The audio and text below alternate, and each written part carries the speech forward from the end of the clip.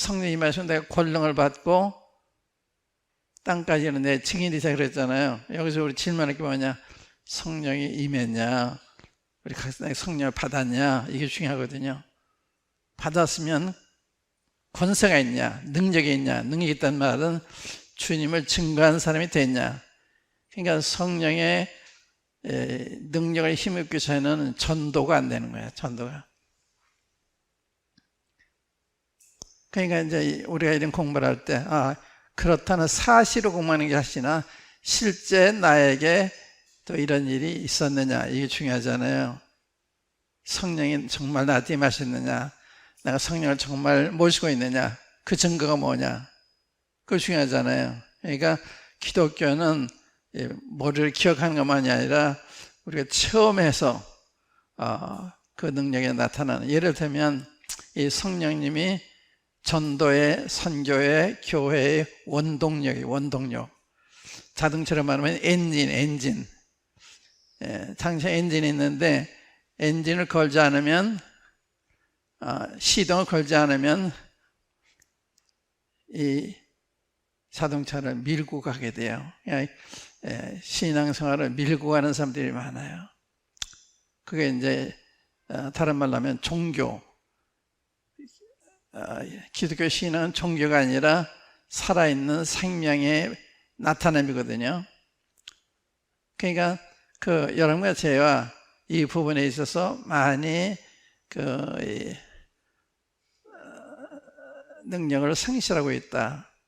성령님의 참 우주에 주셨는데 이분을 의지할 줄을 모른다. 외면하고 살고 있거나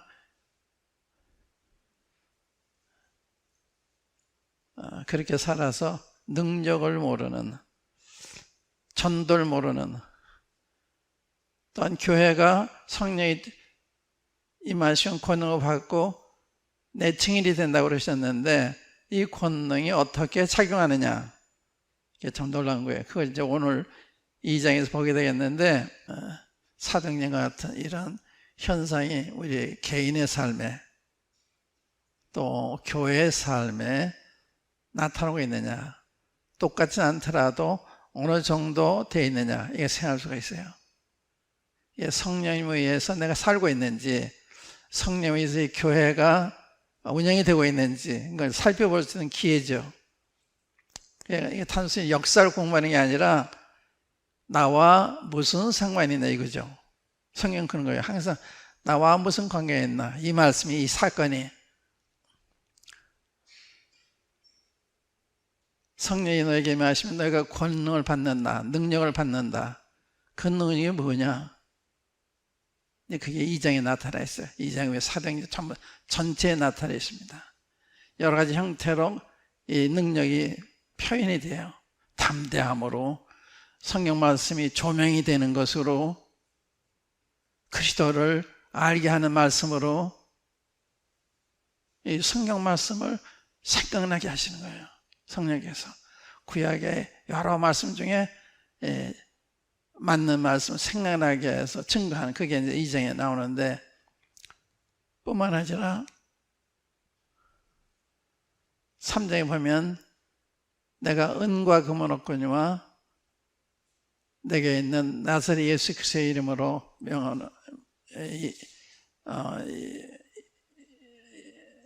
명하노니 일어나 걸으라 하고 38년 된 병자를 일으킬 때, 38년 병자가 날 때부터 병자가 돼서 38년 동안 이 상태에 있었는데 일어나잖아요. 근데 중요한 건 여기에 은과 금은 없을 때, 우리가 은과 금 없어 전도해요. 그런데 좌우되지 않는, 은과 금에 좌우되는, 돈이 있고 없기에 좌우되지 않는 보통 일이 아니잖아요. 그러니까 성령이 임하심을 할 때 성령의 권능을 받는다. 내게 성령이 임하셨나, 이 포인트가 중요해요. 우리가 사도행전 19장에 보면요, 사도 바울이 에베소에 갔을 때 거기 모인 사람들한테 너희가 믿을 때 성령님을 받았느냐 이렇게 질문하니까 우리는 성령의 계신도 들어본 적도 없습니다. 근데 왜 그런 질문을 했을까? 바울이 믿는다고 하는 그 에베소의 그 모인 사람들한테 너희 믿을 때 성령 받았느냐? 성령 받았으면 알아보는 거예요. 아세요?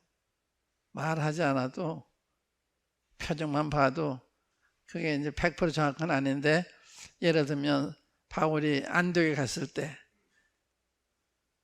하나님 은혜를 보고 기뻐하더라 그런 게 있죠.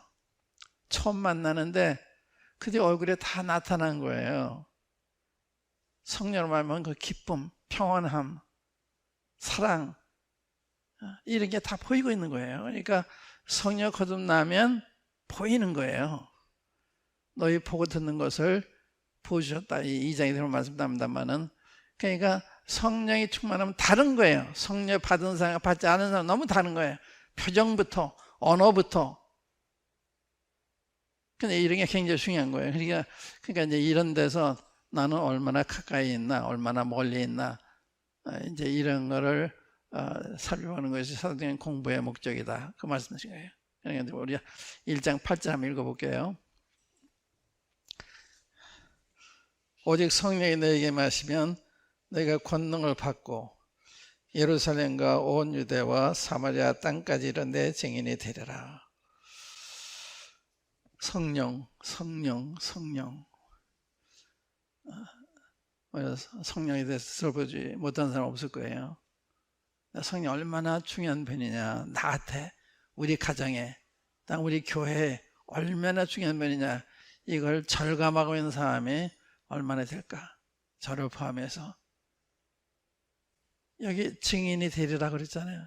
증인이 되라는 게 아니에요. 이거 성령이 임하시면 증인이 되도록 돼 있는 거예요. 성령이 내 속에서 나를 통해서 그리스도를 나타내시고 증거하시기 때문에 우리 입술로 그걸 얘기하게 되는 거거든요. 그게 증인으로 나타나는 거예요.